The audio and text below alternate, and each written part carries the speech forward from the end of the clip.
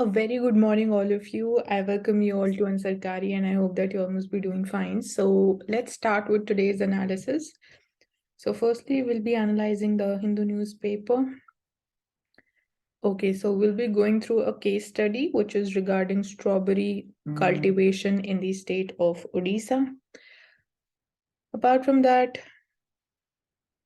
there's a law passed by US in Seattle against caste bias. So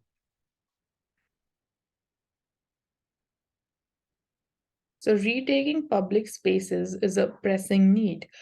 Comes from Justice Call. So there's a pressing need to rediscover and reclaim the public spaces in these uncertain and deeply polarized times.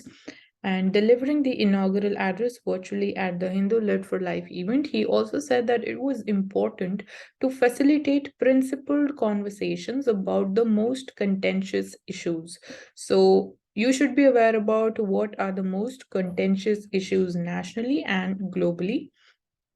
So, the motto of the event was the spirit of the times and celebrating freedom of speech and expression, one of the most cherished rights in the Constitution. And he exuded confidence that such literary festivals were the most suitable spaces for such an endeavor.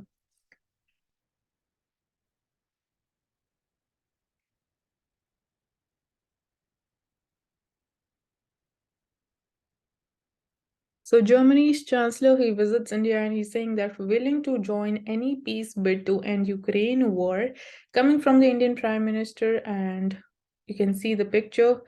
So India is willing to join any peace process to solve the Ukraine crisis, and welcoming German Chancellor Olaf Scholz.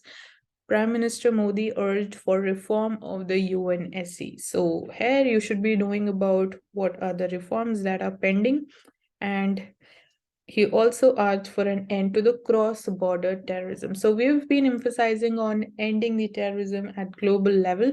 So here you should be knowing about what are the initiatives that have been taken by India in the context of ending cross-border terrorism. So the crisis in Ukraine was the main focus of the statement by Mr. Scholz, and who said that it's important to state clearly where members of the United Nations stand on this whole issue of the Ukraine, and declared that he would personally make sure the fast completion of negotiation for the European Union and India free trade agreement. So yesterday only we talked about that it is going to take a little longer because there are 27 countries in European Union. So it is important that all of them need to be on same page.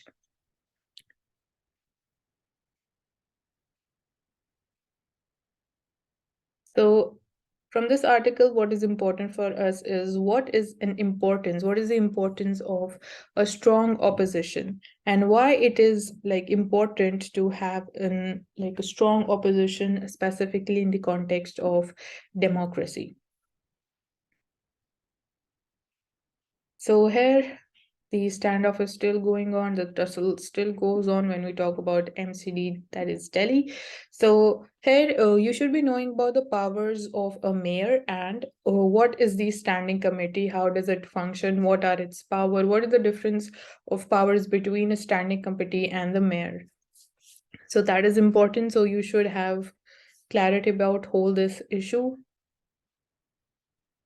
So Delhi has most doctors in the world? Not really. And as per the World Bank and WHO data, at least 45 countries have more than 3 doctors per 1,000 people. So when we talk about this ratio, so we've talked about, there are at least 45 countries where there are 3 doctors per 1,000 population. So according to the WHO's World Health Statistics 2022 report, Cuba has the highest ratio of doctors to people. That is, they have 84 doctors per 10,000 people. That is around 8 or 9 doctors per 1,000 people. And dozens of other nations, including Sweden, Norway, Italy, Argentina, and Trinidad and Tobago, they have more than 30 doctors per 10,000 population as well.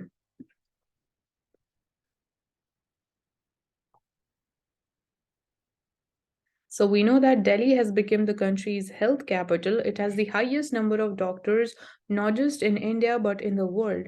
So Delhi has 3 doctors per 1,000 people, and this is more than the America, England, Canada, and Japan.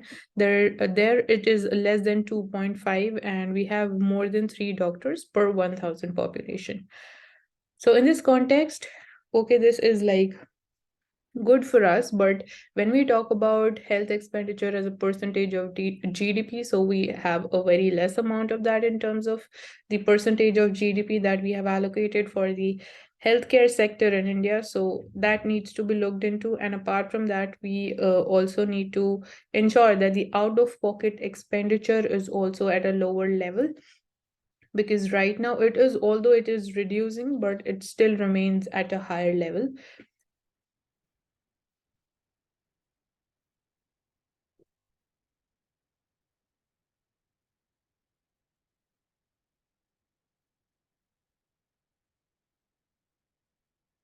So President of India says that women graduates outnumbering men. It depicts developed India. So she was addressing the 99th convocation ceremony of Delhi University, and is like the Vice Chancellor expressed the joy that 54.7% of the graduates being women, adding that our daughters are doing better than our sons. So we are seeing that more females they are graduate compared to the numbers with men.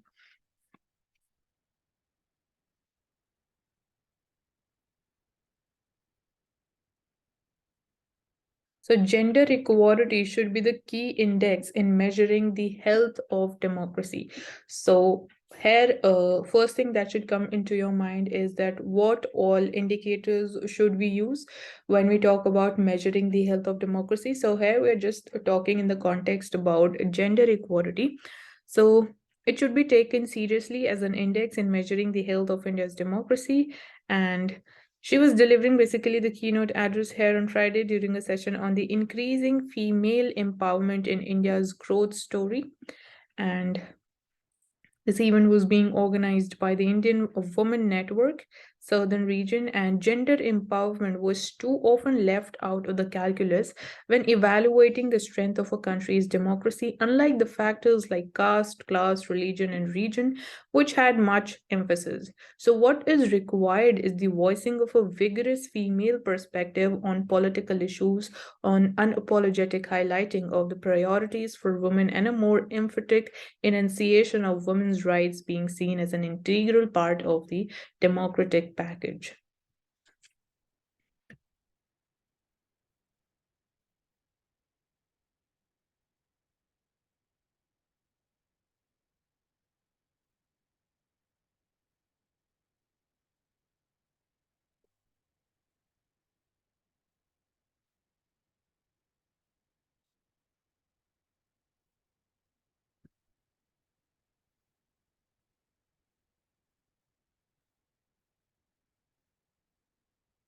So, talking about man and animal conflict, Kerala is going to conduct elephant and tiger surveys. So, it is set to launch the surveys to enumerate the wild elephant and tiger populations as part of its efforts to mitigate the man animal conflict in Kerala. So tiger census would be undertaken across the Wayanad landscape, comprising areas like Kannur, we have Wayanad North and Wayanad South Forest Divisions, and Aralam, then we have Kottiyur and Wayanad Wildlife Sanctuaries. And it would obviously be done through camera traps. So these would be deployed.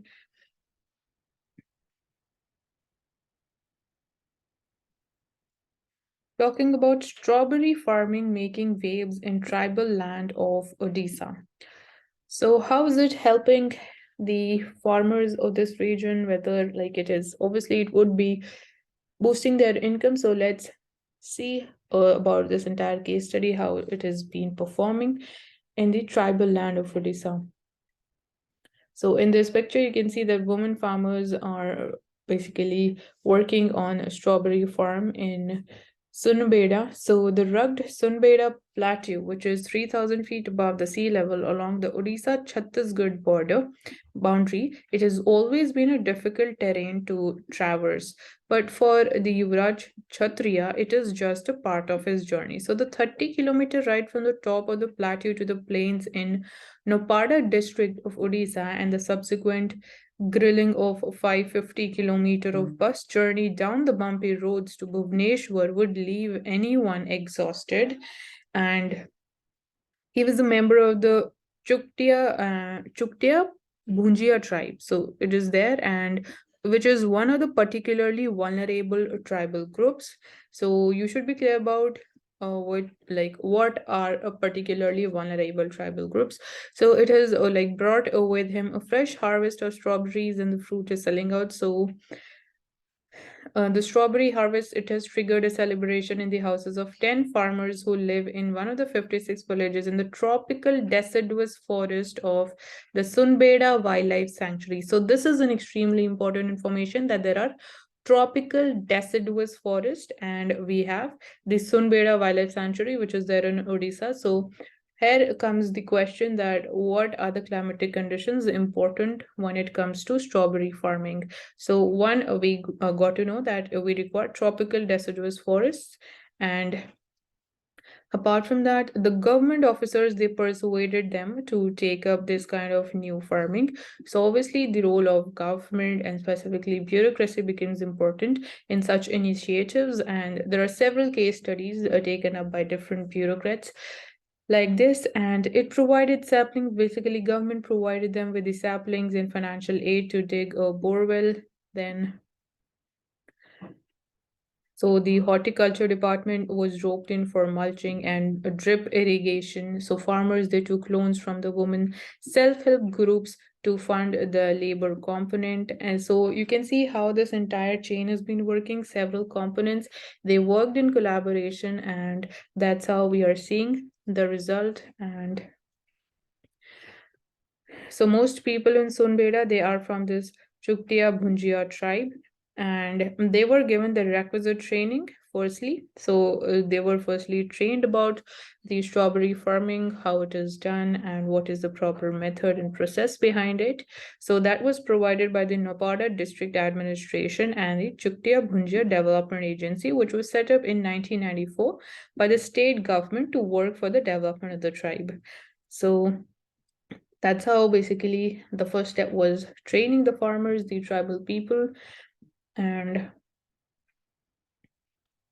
so talking about the marketing strategy, so this is not the first time strawberry farming, it has been experimented within Odisha. So the practice, it had a fair bit of success when it was introduced in 2021 in the Kotia Gram Panchayat in the Koraput district, which is situated at a similar altitude to Sunbeda with a similar climate. So the area, the jurisdiction of which is claimed by both the Odisha and Andhra Pradesh governments, has seen a huge inflow of the government funds over the last 4 years. So now the cultivation, it has spread to 20 acres with the seven self-help groups which are involved.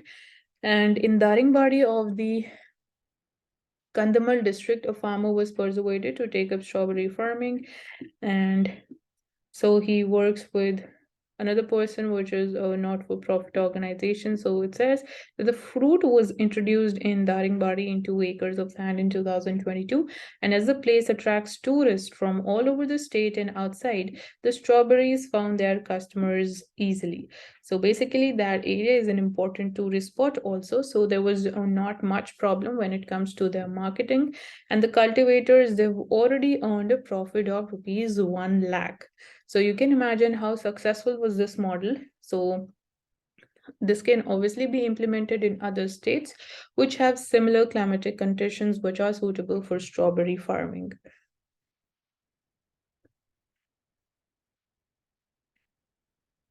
So scientist Hari Balkrishnan, he wins 2023 Macaroni Prize. So he's a computer scientist and he's been awarded the 2023 Macaroni Prize, and he's a professor in the Department of Electrical Engineering and Computer Sciences in MIT. And Macaroni Prize is a top honor for the computer scientists in award, and it is awarded by the US-based Macaroni Foundation. So it is given to those who have made a significant contribution to increasing the digital inclusivity through advanced information and communications technology. So you need to remember the purpose behind this award, and since it has been awarded to an Indian, so it becomes important. It can be asked in the state services or civil services examination also. So education should be industry oriented and it should be practical. So the new education policy 2020, it has reoriented education and skilling according to the aptitude of the youngsters. And the Prime Minister also emphasized the need to have an industry-oriented education system to meet the growing demand for a skilled workforce as India is emerging as a global manufacturing hub. So the education needs to be industry oriented as per the demands of the industry, as per what are the skills required to work in different kinds of industries. So that's how the education needs to be shaped. And our education system, it should be practical, it should be industry oriented, and at the same time, the budget has also laid foundation for that. So over the years, our education sector has been a victim of rigidity, and we reoriented the education and skilling according to the aptitude of the youth and the demands of the coming times. So harnessing youth power, skilling, and education. Apart from that,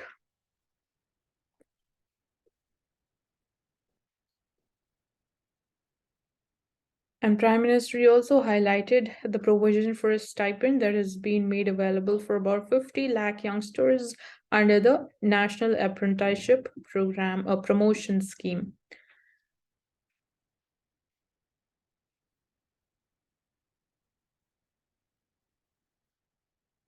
So talking about the exercise desert flag, the 8th, so it is there between UAE and India. So this becomes important. You need to be aware about the name of the exercise and it is with which country.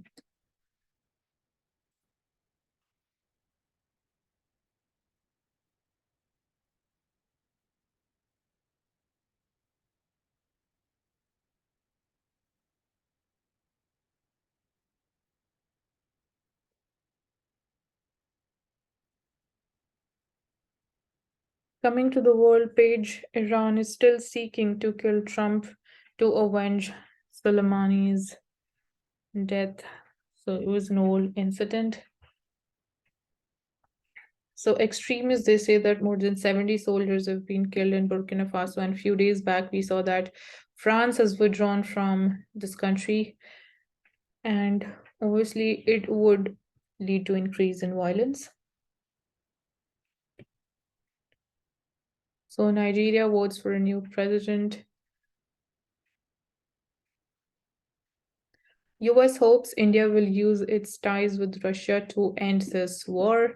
And we are seeing that pressure is increasing on India because so far India has maintained a balance between Russia and the West. So USA is saying that we may not share the same approach every day on Ukraine, but we do share the goal that this conflict end and it end based on the principles in the UN Charter. So this is what US wants and the US hopes. So India will use its relationship with Russia to end the conflict with Ukraine.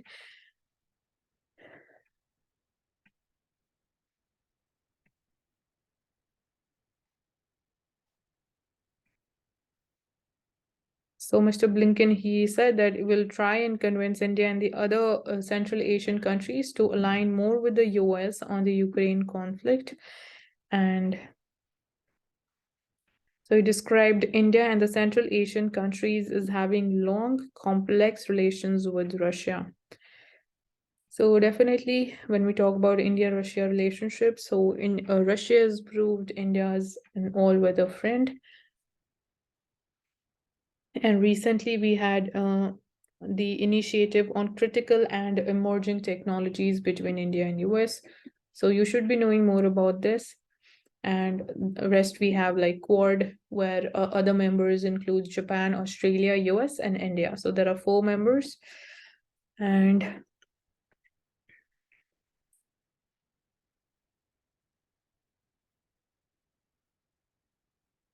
And then we've like been in a serious conversation about China also, and specifically after this incidence of Chinese balloon which was floating over the Northern America, and it was alleged that it was being used for surveillance purposes. So there were also talks regarding China.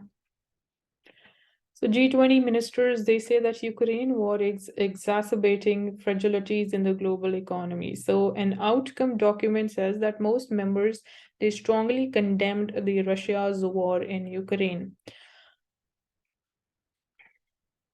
So this meeting was held in Bengaluru, and most members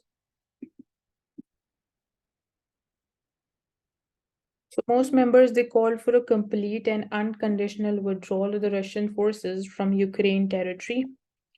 And the group also called for strengthening of the Financial Action Task Force and FATF style regional bodies to ensure continued crackdown on money laundering and terrorism also.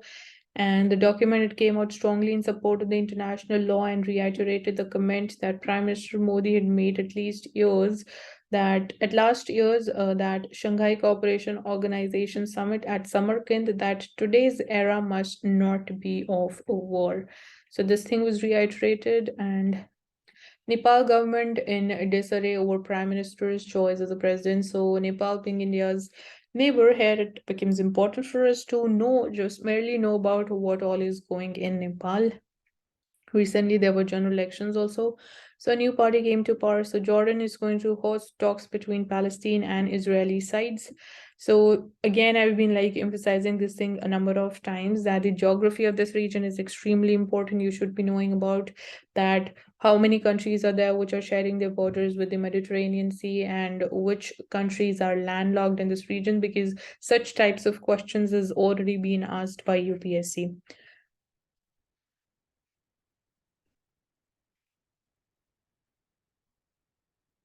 So coming to science, talking about neutrinos, so are neutrinos their own antiparticles? So we'll try to understand more about neutrinos and what are antiparticles. So neutrinos, they are the second most abundant particles in the cosmos because they are so ubiquitous. Ubiquitous means that they are almost present everywhere. So their properties have an important influence on the structure of the universe. So one open question about neutrinos is whether they are their own antiparticles. So an experiment in Japan recently reported that it failed to find strong evidence that this is so, and ruling out a few theories trying to explain that neutrinos many mysterious properties. And every elementary particle has an antiparticle.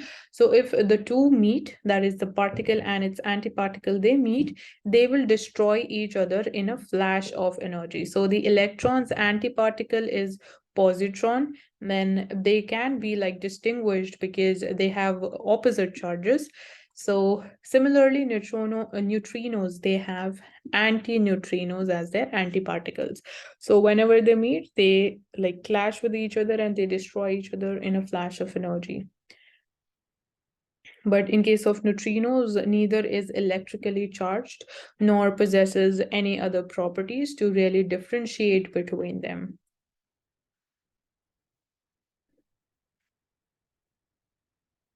And another unknown about neutrinos is their mass. So even this has not been like, we're not sure about the mass of a neutrino. And earthquake, it reveals that Earth's core, it has two distinct layers. So measurements of earthquake reverberations, it has revealed that our planet's inner core, which is a solid ball of iron and nickel, it has two distinct layers made of differently structured iron crystals. And the way earthquake wave oscillations, they are distorted as they bounce back and forth through the center of the planet, allowed researchers to figure out the core's structure. So the finding will help us to understand how the core formed millions of years ago and what role it might have had in shaping the magnetic field also. So here you should be knowing about what are the discontinuities when we are talking about this topic. Then talking about the James Webb Space Telescope, it offers insights into early galaxy formation, and The telescope, it made observations of population of candidate massive galaxies that formed about 500 to 700 million years after the Big Bang. And these galaxies are more massive than they have been expected for this early point in time. So you can find out more about this James Webb Space Telescope. It is important.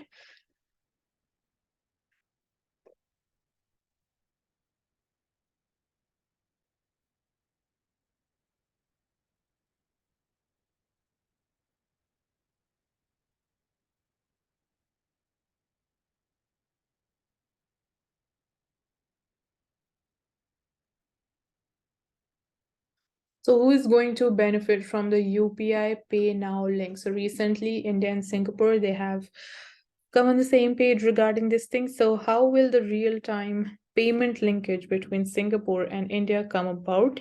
And how does the ecosystem work? So UPI is from India and Singapore's have Pay Now. So on Tuesday, India's Unified Payments Interface and Singapore's Pay Now, they were officially connected to allow for the real-time payment linkages. Basically, now we'll be able to easily transfer payments across the border, specifically between India and Singapore. So Singapore is the first country with which cross-border person-to-person payment facilities it have been launched.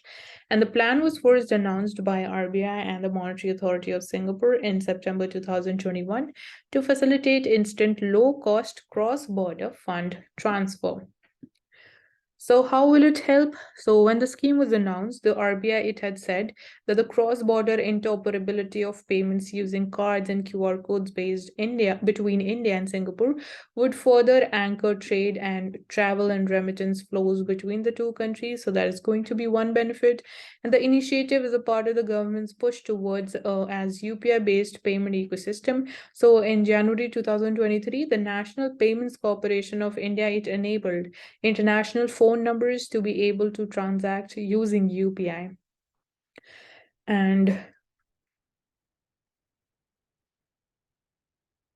so basically, this would be helping the Indian diaspora in Singapore, especially the migrant workers and students, and bring the benefits of digitalization and fintech to the common man through instantaneous and low-cost transfer of money from Singapore to India and vice versa. So how will the scheme work? So for users at the Indian end, the State Bank of India, Indian Overseas Bank, Indian Bank, and ICICI Bank, they will facilitate both inward and outward remittances, while Axis Bank and DBS India, it will only facilitate inward remittances for now. So certain like banks have been selected for this, and account holders of the listed banks, they can transfer funds to and from India using their UPI IDs, mobile numbers, or virtual payment address. So to begin with, the Indian users, they can remit up to rupees 60,000 per day, and this is equal to around $1,000 Singapore dollars. And cross-border remittances to Singapore can be done through the bank's mobile application or the internet banking facilities. So right now you should be like aware about what is the maximum limit for one day. And India has also considered allowing UPI remittances from other countries, which includes UAE, which hosts a large Indian population. So we have been in talks with even UAE regarding the same thing. So what actually are the real-time payments? So as the name is suggesting that real-time payments, they are money transfers that are mostly settled as soon as they are performed. So there's no time lag in that. And they are allowed 24 into 7, 365 days a year. And they help simplify the process of fund transfer as well as ease the communication between the payer and the payee. So basically, that is the main benefit when we talk about the real-time payments. So will the Seattle move shield against the caste bias? So why are the Dalit right activists, they are calling that the Seattle City Council ban on the caste discrimination historic? How will it impact the movements across America and the world for equal rights? And what are the anti-caste laws which are there in India? So on 21st of February, we saw that the Seattle City Council, it became the first US city to ban the caste-based discrimination through a law. So they amended the city municipal code, which is an ordinance was issued including a caste as a class to be protected against discrimination alongside race, gender, and religion.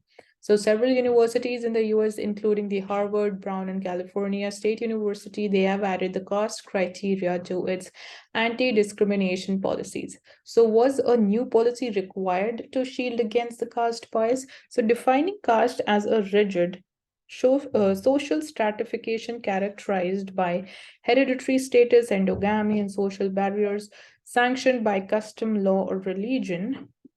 So this is, you can like understand the basic definition of caste when you're asked that what do you mean by a caste? So that's how you can put it out. And the council basically it said that discrimination based on caste was occurring in Seattle and that the legislation would prohibit such caste-based discrimination against the individuals. So what does data shows? So the Quality Labs 2016 cast in the United States survey found that 1 in 4 Dalits in US they have faced verbal or physical assault, and 2 out of every 3 said that they have faced discrimination at work. So no doubt it was being practiced, and this is a win centuries in the making, and it sends a message across the world that in order for us to heal from caste, we must ban it. And have cases of caste discrimination been documented or not? So we'll not get into this. So what is the status in India is important for us to understand. So as per our census of 2011, there are an estimated 20 crore Dalits in India. So to address the social discrimination that arose out of the practice of untouchability, so we have Article 17, which is a fundamental right, and it is like an absolute right under the Fundamental Rights Part 3 of the Constitution. So when we talk about the practice of untouchability, the Constitution Scheduled Caste Order of 1950 was enacted, recognizing Hindu Dalits as scheduled castes, and which was later amended to include Dalits who had converted to Sikhism and Buddhism. So they form the scheduled caste category, and the Supreme Court is hearing a bunch of petitions now seeking inclusion of even Dalit Christians and Dalit Muslims as scheduled caste. So right now we have Hindu Dalits and the converts to Sikhism and Buddhism. So Article 15 of the Constitution lays down that no citizen. So firstly, the important thing is it is talking about a citizen and not a resident, so that no citizen shall be discriminated against on the grounds of religion, race, caste, sex, place of birth, or any of them. So we have another this thing and the constitution and a host of laws they protect against caste discrimination in India. But despite stringent laws and reservation policies providing benefits to the marginalized caste, violence and discrimination, it still continues. So in 2021, when we talk about the figures, we saw 50,900 cases of crimes against the scheduled caste. They were registered, and which is an increase of 1.2% over 2020. And this is the National Crime Records Bureau's data. So the rate of crime was particularly high in states like Madhya Pradesh and in Rajasthan. So calling the Seattle Ordinance a great achievement, Suraj Ingde, who documented the everyday humiliations faced by Dalits in his book Caste Matters, he said that we need to own up to it and have a sense of shame that such discrimination still occurs. That's what the Seattle Ordinance does. It makes it illegal to tarnish someone in the name of caste. So we hope that Seattle ban opens the door for every city and nation to add caste to their non-discrimination policies.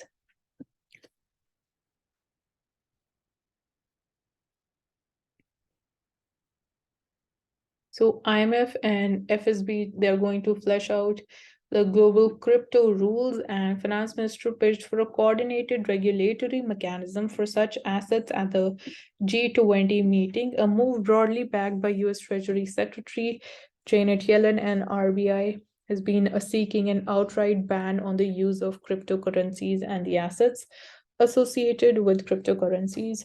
So India's stand is very clear that we do not support cryptocurrencies. So IMF and the Financial Stability Board, they will be formulating a technical paper in a bid to gain a coordinated global approach for regulation of the crypto assets, because obviously there are certain countries which endorse them and they've been like easily transacting through or investing in cryptos, but India's stand is very clear. We do not support them.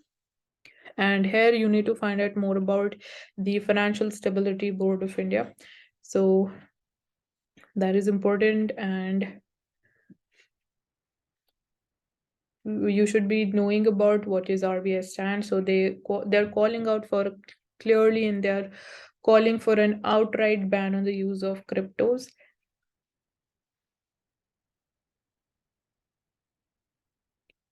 So when we talk about the benefits of the crypto assets, that includes cheaper and faster cross-border payments, more integrated financial markets, and increased financial inclusion.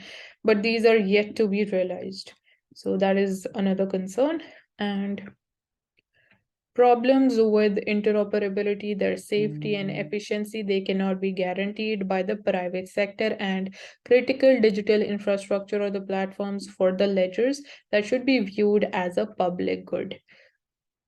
So IMF official also flagged the global information gaps pertaining to crypto asset universe and the need to build a deeper understanding of the interlinkages, the opportunities, and the risks from the crypto assets.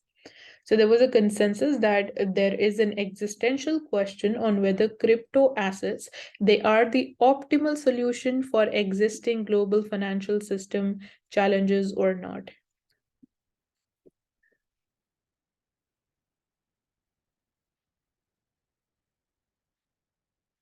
So the Bharat auction model for tea, which is already functional in South India, will be introduced in North India from the end of March.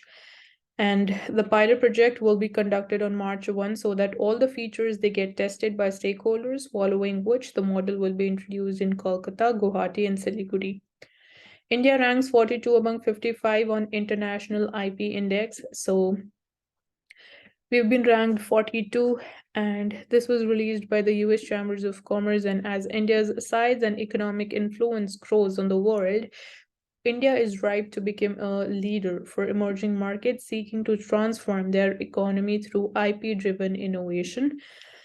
And so, this is here we're talking about the innovation. So, the basically coming from the Global Innovation Policy Center, so who publishes this annual report. So IMF, it stresses there's a crucial need to fix the global debt architecture. So sovereign debt vulnerability is already elevated before the pandemic. They have been exacerbated by the shocks stemming from COVID-19 and Russia's war against Ukraine. And the international community must come together to find solutions for the most vulnerable members of the global family. So, coming from the managing director of IMF, and she says that I strongly endorse efforts to improve the speed and effectiveness of debt resolution. So, this calls for urgent action to strengthen the international financial architecture, especially in the area of debt resolution and strengthening the global financial safety net. So, this was particularly the case for developing and low income countries with very limited policy space and huge development needs. So, these comments were there in the backdrop of the South Asian nations of Sri Lanka, Bangladesh, and Pakistan seeking urgent funds from the IMF amid acute economic stress. And we have China's debt policy also. So, China, the largest bilateral creditor, it urged G20 to conduct a fair, objective, and in depth analysis of the cause of the global debt issues as clamor grows for lenders to accept the losses on the loans. So Yellen for friendshoring with biggest trading partner, that is India. So terming India the biggest trading partner of US, see, like she pitched for advancing an approach called friendshoring to bolster the resilience of supply chains. So, as the President Biden has said that India is an indispensable partner to the United States, she said while addressing a roundtable with US and Indian tech business leaders on the sidelines of the G20 finance ministers and central bank governors meeting. And the US is India's biggest trading partner. So in 2021, our bilateral trade was over $150 billion, and our people to people ties affirm the closeness of our relationship. Almost 2 lakh Indians are studying in America and enriching our schools and universities, and we depend on each other on a daily basis. So, Indians use WhatsApp to communicate, and many American companies rely on Infosys to operate. So, as we look towards the future, I'm eager to deepen our ties in the technology sector. And the US is also advancing an approach called friendshoring to bolster the resilience of the supply chains. And we are doing this by strengthening integration with our many trusted trading partners, including India. So we are seeing progress. As an example, in the technology companies like Apple and Google, they have expanded their phone production in India.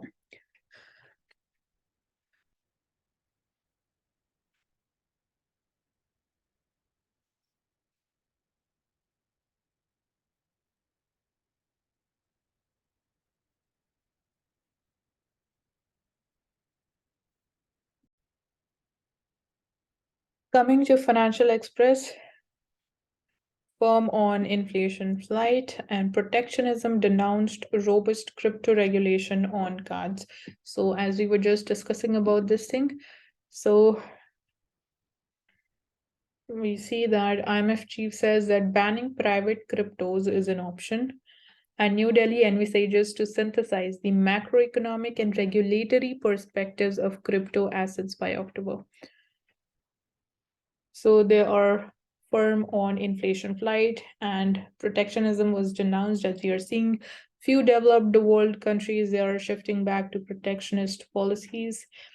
And there was a discussion regarding cryptos, their benefits, and the concerns related to it. We have talked about this article again. So US to help India's G20 presidency to succeed.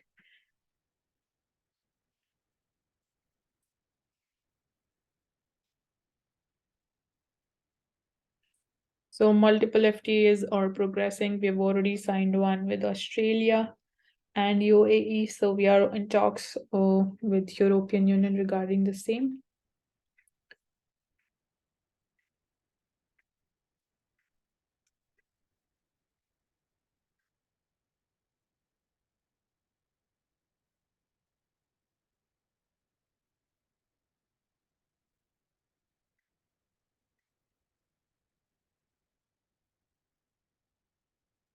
So this article is talking about the biggest carnivals of the world. You can just have a look at this article.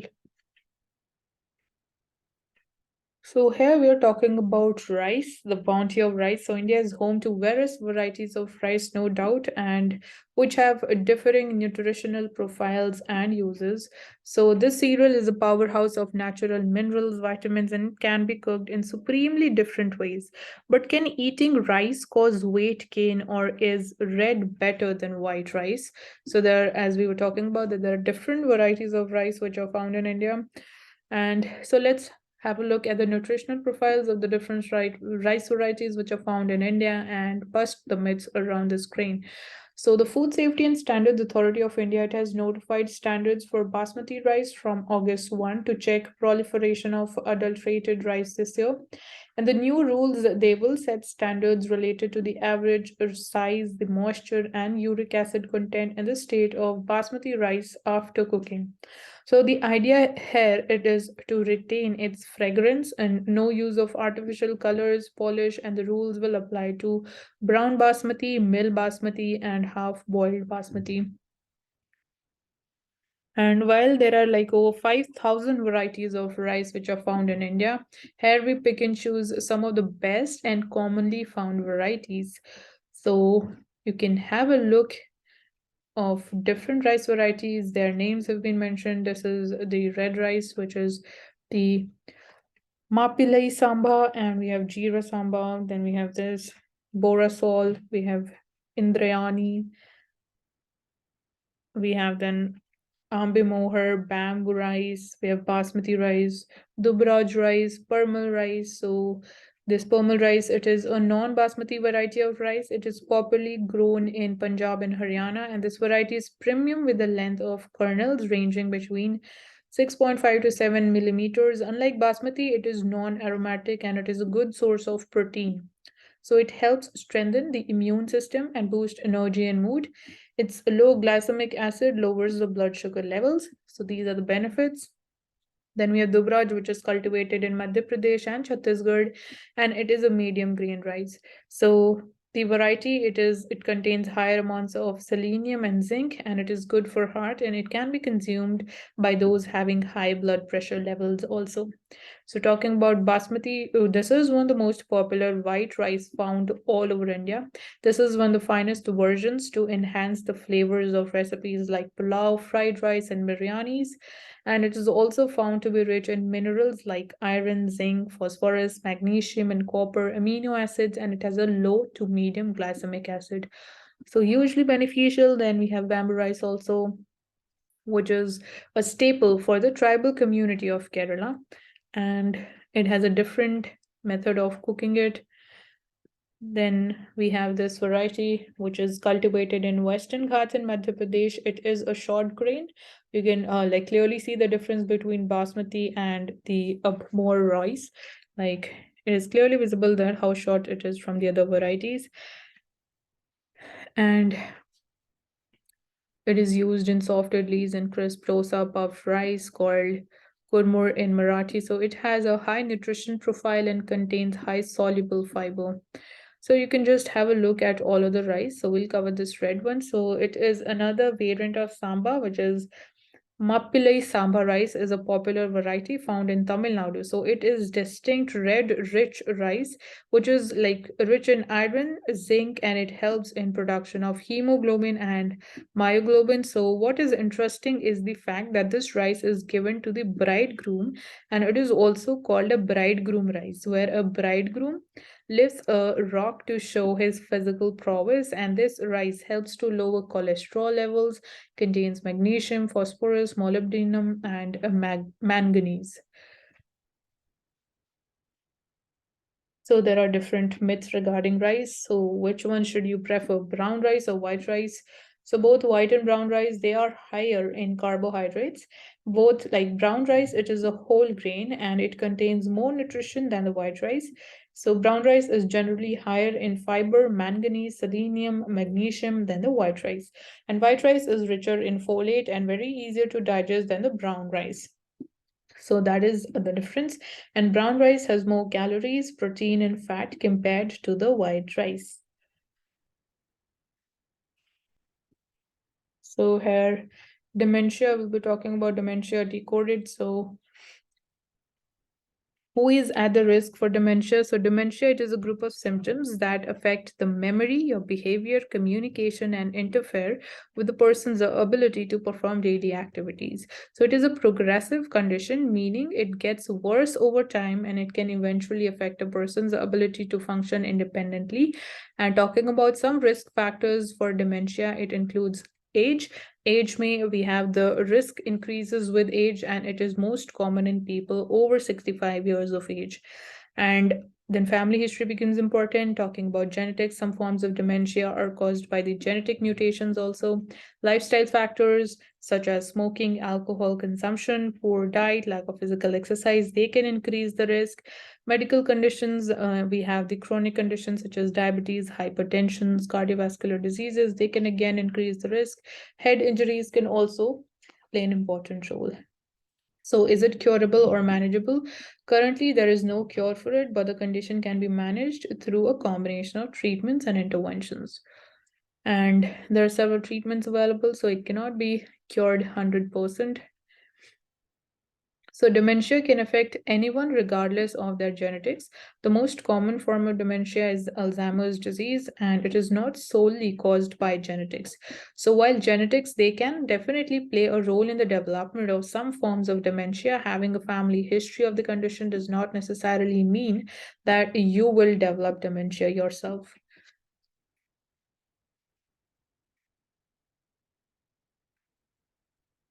So Amrit Kal questions, we are right now in Amrit Kal, and there are certain questions that have been raised by this article. So we are supposed to believe that God's is in heaven and all's right with the world. So nevertheless, Pardon me for being unpatriotic. This is basically what the writer is saying. So I have a number of questions of the government. So of ordinary people, they ask me these questions in the hope so there will be answers to them. So number one question is, notwithstanding the undoubted development, does the government believe there is high incidence of poverty in India or not? So let me just tell you that India has the highest amount of poverty in the world. So talking about the proportion of population that is poor and talking about the trend. So if the bottom 50% of the people, they own just 3% of the total wealth, which is as per the Oxfam report, will they not be considered poor people? And does the government agree with the global multi-dimensional poverty index that estimated that 16% of the population of India, which is close to 22.4 crore people, it is poor? So whatever be the percentage, why does the government not talk about the poor? Why did the word poor occur only twice in the 90-minute budget speech this year? So there are certain questions regarding poverty. So here you can find out about the calculations, about the method, and is it more reliable or not in the context of the multidimensional poverty index that is there. Then coming to the second question, which is regarding job and food. So does the government believe there is massive unemployment in India? So recently we are seeing that it is increasing. So is it correct that the labor force in India is about 47.5 crores and the labor force participation rate is just 48% of it? So why is it the rest of the labor force, nearly 25 crore the people, they are not working or they are not looking for work? So certain questions again have been raised. So here you can find out about the labor force participation rate, and that is there. And so as per the Center for Monitoring Indian Economy, the estimate of unemployment is right now at 7.5%. Then third question is, what is the government's estimate of the prevalence of hunger in India? So in the context of hunger, we can talk about nutritional security, and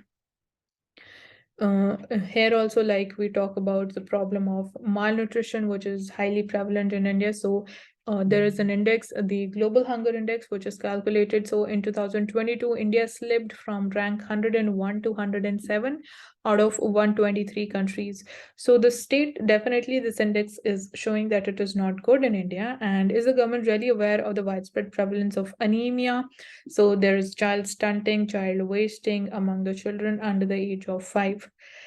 And then, as I just said, that there's the problem of malnourishment. We have been having schemes like midday meals, and which is renamed to be portion scheme. And then we also talk about food fortification when we are talking about tackling the problem of malnourishment or ensuring nutritional security. So fourth question is, will the government explain why the subsidy for fertilizers has been cut recently in this year's budget? So will not the prices of fertilizers as well as the cost of production of the food crops rise? So definitely, since the subsidy has been reduced, so obviously it would be leading to increase in the cost of production, and that would be again adding up to the burden on the farmers. But this is one step which we can say that it has been taken in the context of rationalization of subsidies. So this year's budget, we saw that there was a move when it comes to rationalization of subsidies. Foods, basically fertilizer subsidies, has been reduced, and apart from that, we saw major emphasis on the capital expenditure. Talking about the fifth question, which is about unfilled vacancies.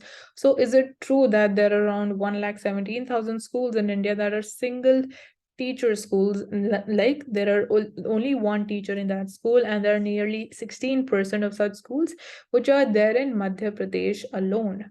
So will the government please explain how a single teacher can teach students in 5 classes in a primary school? So there are obviously these questions would be there.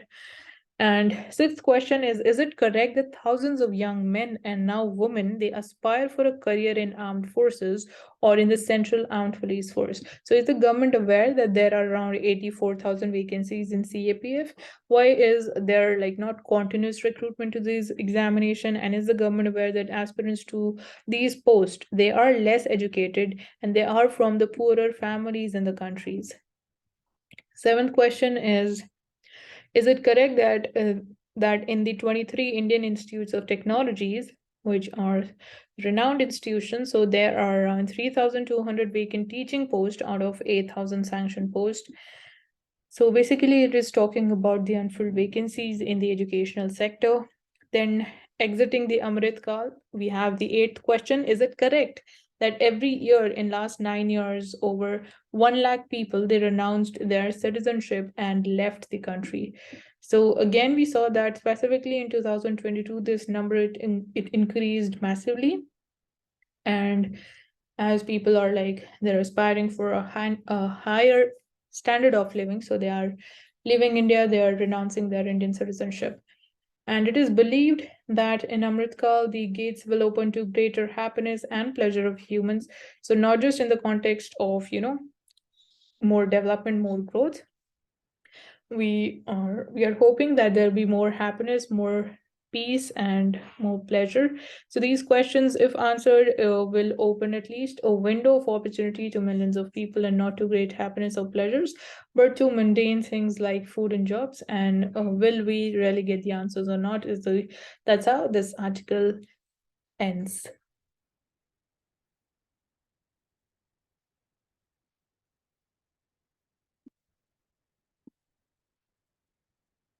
So again, this article is important. So this is talking about what is inside the Earth's core.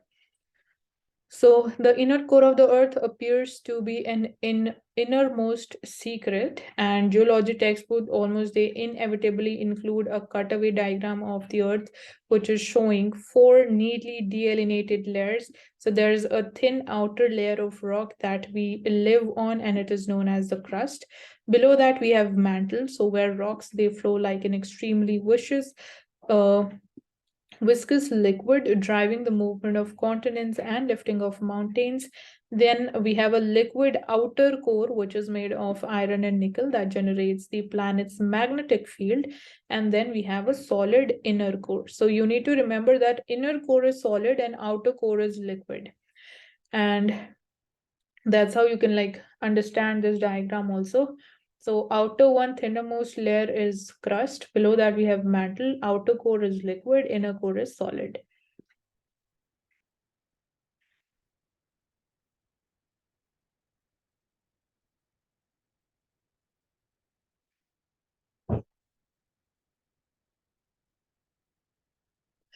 Lastly, coming to Indian Express. So you should be aware about the violence and certain incidences in Punjab, specifically in Ajnala. And the main person, he's saying that it was just a trailer, and the main incidents or the main violence it still remains. So it definitely raises questions over the situation of law and order in Punjab. And obviously, these elements need to be contained. They cannot be allowed to behave in the manner whichever way they find the best way, or they want to behave, specifically in the context of violence. So that cannot be tolerated and accepted.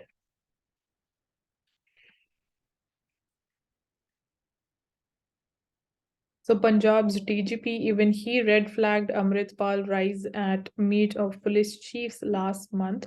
So from the perspective of the state of Punjab, there is this problem of Khalistani movement, and secondly, we have the problems of the drugs, which is highly prevalent because it's a border state. And when we talk about the Golden Crescent, so that plays an important role.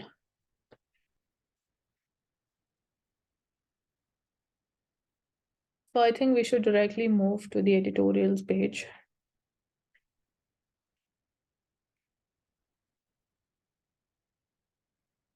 So we are celebrating the Adi Mahotsav.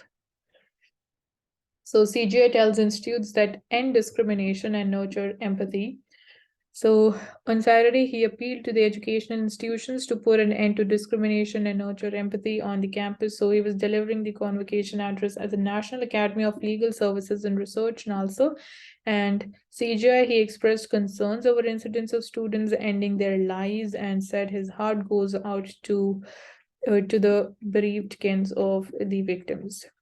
So he observed that incidents of suicide by the students from marginalized communities, they are becoming common, referring to the death of a Dalit student at IIT Bombay. And recently he said that I read about the suicide of a Dalit student at IIT Bombay, and it reminded me of the suicide of an Adivasi student in the National Law University in Odisha last year. So my heart goes out to the family members.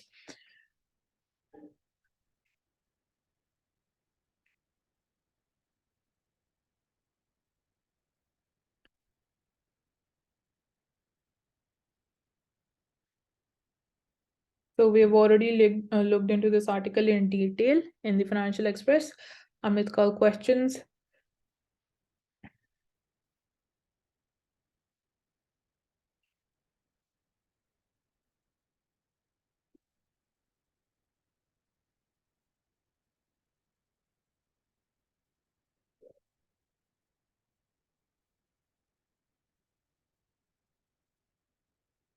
So Russia now it halts the oil pipeline supplies to Poland, and basically it was supplied via the Druzhba pipeline, and so this has been the supply has been halted.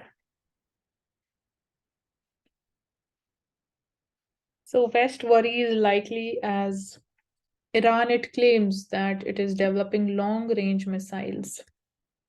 So it raises Europe's eyebrows. Iran has expanded its missile program, particularly its ballistic missiles, in defiance of the opposition from the United States and expressions of concern by the European countries. So Tehran says that program is purely defensive and of a deterrent nature. Iran also said that it supplied drones to Russia before the war in Ukraine, which Moscow has used to target civilians and the infrastructure in Ukraine. So even sanctions have been put on the drones which are being manufactured by Iran. And Pakistan-Afghanistan trade, it resumes after reopening of the Torkham border. So trucks have been stranded after Taliban shut the key crossing. So after the Taliban regime came to power in Afghanistan, the trade was shut.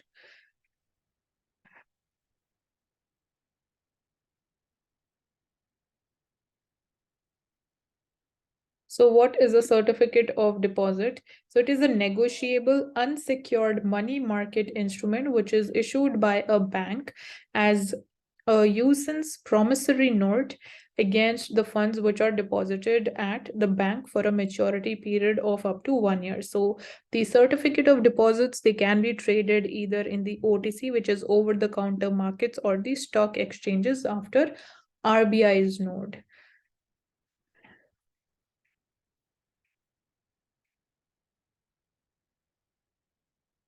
And as we were just talking about unemployment rates, so we see that it dips to 4.1% in 2021-22, and unemployment rate, or the proportion of people aged between the 15 years and above who could not find jobs, has dipped to 4.1%, and the unemployment rate was 4.8% in 2019-20 between July to June, as per the periodic labor force survey, which is issued by the Ministry of Statistics and Program Implementation.